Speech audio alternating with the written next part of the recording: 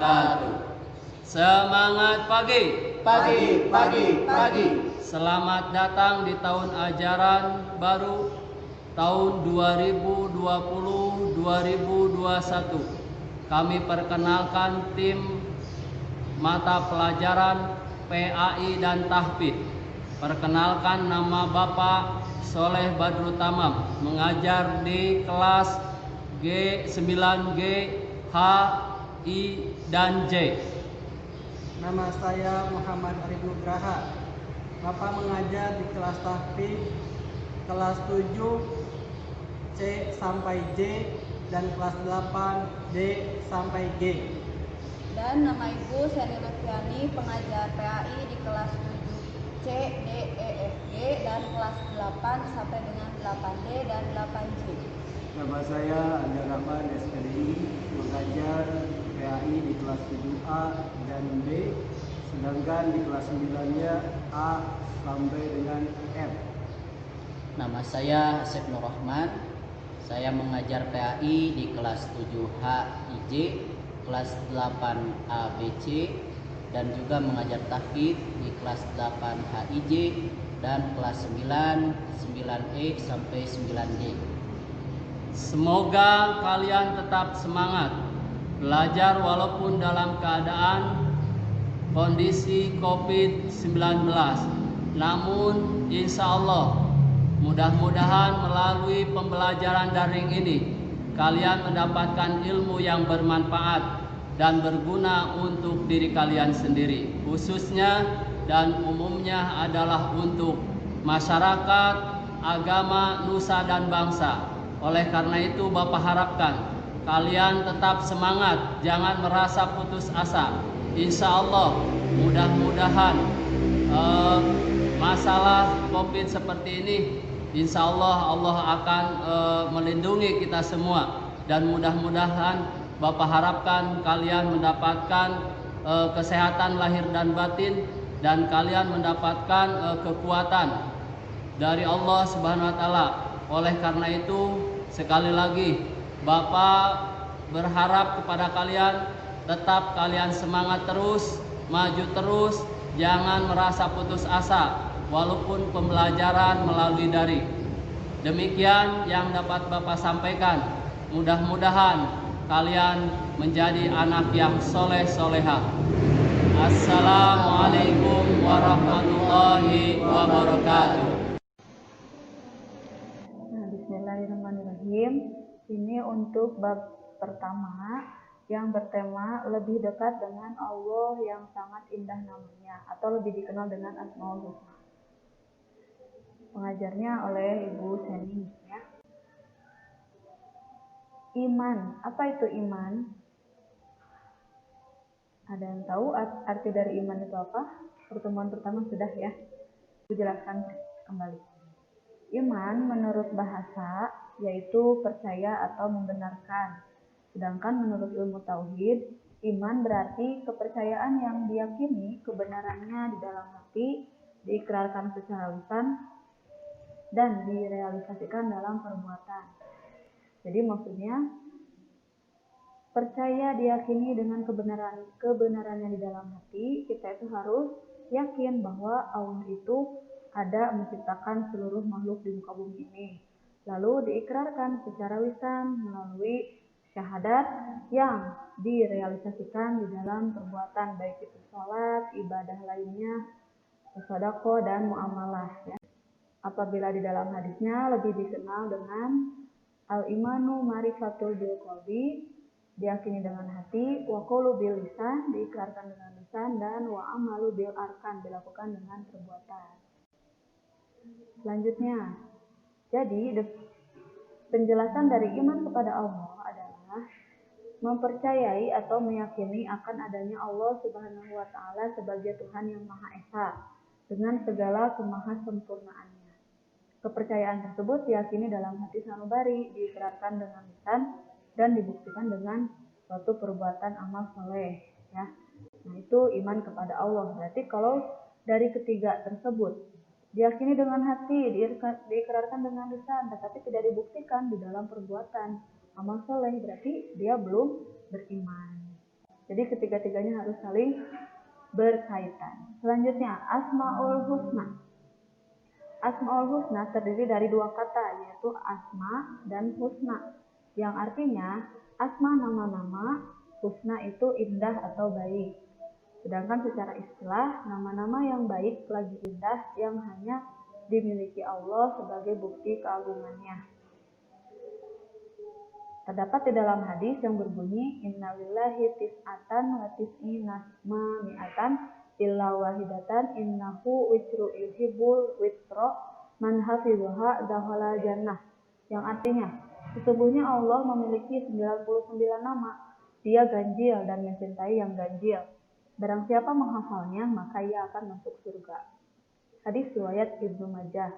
Jadi maksudnya, nama Allah Asmaul Husna itu ada 99, sehingga Allah mencintai angka yang ganjil, dan barang siapa yang ke-99 itu hafal, maka balasannya ia akan masuk surga. Amin. Amin. Selanjutnya, ini di dalam dalil nakli atau di dalam Al-Quran yang berbunyi, A'udzubillahi minasyaitonir rajim. Walillahil asma'ul husna fad'uhu biha wa dzarul ladzina yulhiduna fi asma'ihi sayudzawna ma kanu ya'malun. Shadaqallahul azim. Yang artinya, dan Allah Subhanahu wa Ta'ala memiliki Asmaul Husna, maka bermohonlah kepadanya dengan menyebut nama-namanya yang baik, dan tinggalkanlah orang-orang yang menyimpang dalam menyebut nama-namanya.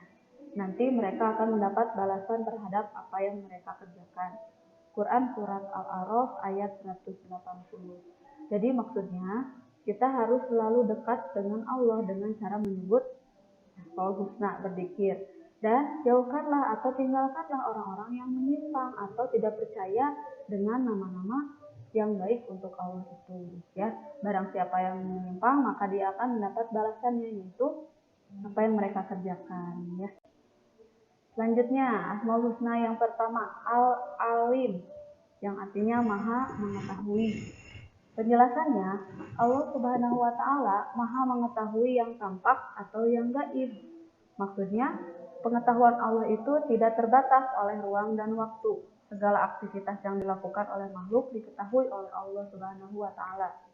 Bahkan peristiwa yang akan terjadi pun sudah diketahui oleh Allah. Dengan kata lain, pengetahuan Allah Subhanahu wa Ta'ala itu tanpa batas. Nah, jadi maksudnya Allah itu mengetahui baik itu yang di masa lalu maupun di masa yang akan datang. Intinya tidak ada batasannya. Berbeda dengan manusia pengetahuannya ada batasnya. Mulai dari bayi, remaja, bahkan sampai nanti lansia, pengetahuannya berkurang, ya, karena misalkan ada pikun dan yang lain-lain itu, ya. Contoh penerapan perilaku al-alim yaitu misalnya kalian sedang menuntut ilmu di sekolah, nah itu, ya, contoh dari perilaku Asmaul Husna al-alim. Selanjutnya, Asmaul Husna yang kedua yaitu Al-Khabir, artinya Maha Teliti. Penjelasannya, Allah Maha Teliti terhadap semua ciptaannya. Allah Subhanahu wa Ta'ala menciptakan berjuta-juta makhluk. Untuk apa? Untuk semuanya itu berfungsi sesuai dengan apa yang Dia kehendaki. Tidak ada satupun ciptaan Allah Subhanahu wa Ta'ala yang salah sasaran. Jadi ini menandakan bahwa Allah Maha Teliti dalam menciptakan makhluknya. Saking lebih telitinya dari kita, Allah itu menciptakan seluruh makhluk dimulai dari yang paling kecil sampai yang paling besar. Pasti fungsinya itu sesuai apa yang Allah ciptakan dan tidak akan pernah salah sasaran, ya. Jadi Maha Teliti. Orang manusia ada yang teliti, tetapi ada sedikit cerobohnya, ya. Dan contoh dari Maha Teliti itu mengajarkan kepada kita bahwa apabila mengerjakan sesuatu, kita tidak boleh dengan rusuh, misalkannya dengan terburu-buru. Jadi, misalkan contoh lagi sebelum belajar mengerjakan tugas dalam membeli, misalkan jual beli, ya, membeli barang, kalian sedang jajan ataupun sedang mengantar ibu ke pasar. teliti sebelum membeli ya. Jadi dilihat dulu apakah barang itu layak untuk dibeli atau tidak. Mungkin itu contohnya ya. Yang selanjutnya yaitu As-Sami, Maha mendengar. Penjelasannya, Allah Subhanahu wa taala Maha mendengar semua suara apapun yang ada di alam semesta ini. Pendengaran Allah Subhanahu wa taala tidak terbatas. Buktinya apa, Bu? Tidak ada satupun suara yang lepas dari pendengarannya meskipun suara itu sangat pelan. Jadi contohnya, meskipun kalian berbisik di dalam hati tidak diucapkan, Allah tahu apa yang kalian inginkan. Jangankan diucapkan, di dalam hati pun Allah mengetahui. Ya, berbeda dengan pendengaran manusia. Manusia itu pendengarannya ada batasnya, ada pendengaran yang tidak bisa didengar oleh manusia. Contohnya, orang yang sudah meninggal tidak bisa didengarkan oleh orang yang masih hidup. Dan frekuensi kalau di dalam pelajaran IPA itu frekuensi pendengaran kelelawar ya, karena sangat tinggi sehingga manusia tidak bisa mendengarkannya. Begitupun kebalikannya, kelelawar tidak bisa mendengar apa yang bisa didengar oleh manusia. Nah, selanjutnya yang terakhir, Al-Bashir atau Maha Melihat. Penjelasannya, Allah Maha melihat segala sesuatu walaupun lembut dan kecil. Bukti Allah Maha melihat apa? Yaitu Allah bisa saja melihat apa yang ada di langit dan di bumi. Bahkan Allah bisa melihat seluruh alam semesta ini meskipun manusia itu bersembunyi di tempat yang paling aman. Ya. Jadi Allah itu tidak tidur. Semua kegiatan aktivitas manusia itu dicatat melalui penjaga atau pengawal-pengawalnya, yaitu malaikat-malaikat. Dan yang terakhir, apa Bu hikmah beriman kepada Allah? 1. Selalu mendapatkan pertolongan dari Allah Subhanahu wa taala. 2. Hati menjadi tenang dan tidak gelisah karena lisannya selalu ingat dan pikirannya selalu fokus kepada Allah sehingga dia tidak mudah gelisah. Dan yang terakhir, sepanjang masa hidupnya tidak akan pernah merasa rugi. Sebaliknya, tanpa dibekali iman, sepanjang usianya diliputi kerugian. Ya, jelas, karena seseorang yang beriman kepada Allah itu otomatis dia hidupnya akan berkah. Dan barang siapa yang tidak beriman kepada Allah, berarti dia akan sangat rugi. Karena di dalam Al-Quran sudah diterangkan pintu surga, meraih berkah, dan meraih pahala yang lainnya itu merupakan untuk manfaat kita diciptakan, yaitu sebagai khalifah di muka bumi. Nah, bagaimana caranya kita menjadi khalifah yang baik dan yang bisa bermanfaat untuk yang lainnya. Sekian dari Ibu. Apabila ada yang ingin ditanyakan, silahkan kalian tulis di forum diskusi. Dan jangan lupa setelah kalian mempelajari PowerPoint-nya, ada tugas latihan soalnya di kelas, di GAVE kelasnya masing-masing. Ya, terima kasih. Pesan dari Ibu, jaga kesehatan, jaga istirahatnya, dan dijaga juga tugasnya selalu dikerjakan. Ya, jangan lupa bahagia. Wallahu muwaffiq ila aqwamit thariq. Wassalamualaikum warahmatullahi wabarakatuh.